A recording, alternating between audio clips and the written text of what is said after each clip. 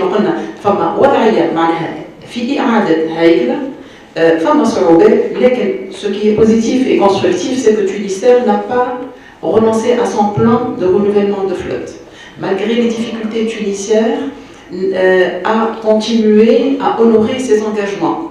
Tunisair a pu en 2014 profiter d'un rating en tant que Tunisair auprès des bailleurs de fonds étrangers de renommée internationale et auprès de la COFAS à un rating meilleur que celui pour la Tunisie.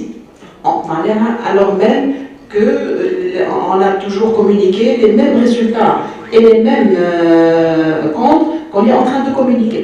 Donc, et ceci, c'est grâce à quoi? C'est aussi grâce à ces points forts. C'est aussi grâce aux points forts de Tunisair.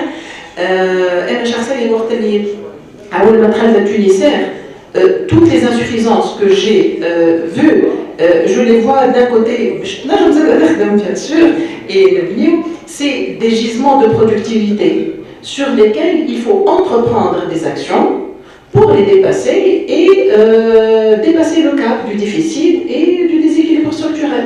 Il n'est pas évident pour une entreprise comme Tunisair, j'ai parlé d'un héritage, il y a un héritage très lourd pour Tunisair et pour les sociétés du groupe Tunisair. Lorsqu'une compagnie, qu'elle soit aérienne ou RIO, mais c'est très spécifique une compagnie aérienne, on est sensible à nos propres conditions, mais aussi à ce qui se passe autour de nous. Au low cost, à l'open sky, qu'a cité tout à l'heure. Et donc, Tunisair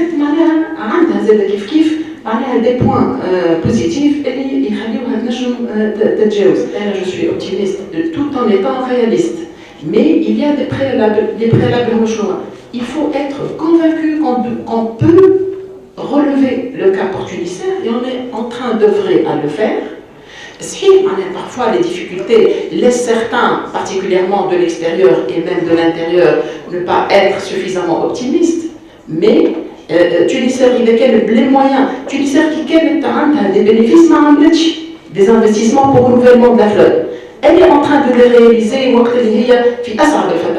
C'est un défi pour la compagnie et qu'elle est en train de relever et de réussir. Non sans difficulté, certes, mais elle est en train de le réaliser.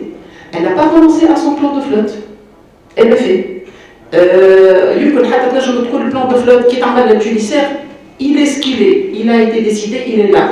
Mais le défi pour la compagnie de l'intérieur, comme pour le reste du personnel et des filiales et pour le pays, les appareils sont là, les investissements, ils sont déjà préfinancés.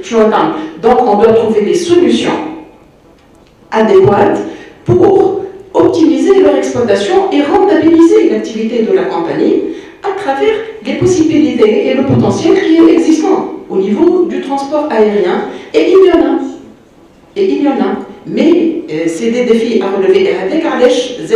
Il y a eu depuis juillet 2014 des groupes de travail. À Tunisair, parmi les décisions, il y avait une décision de confier une étude diagnostique et d'audit pour toutes les sociétés du groupe Tunisair par un financement extérieur à travers l'Union européenne.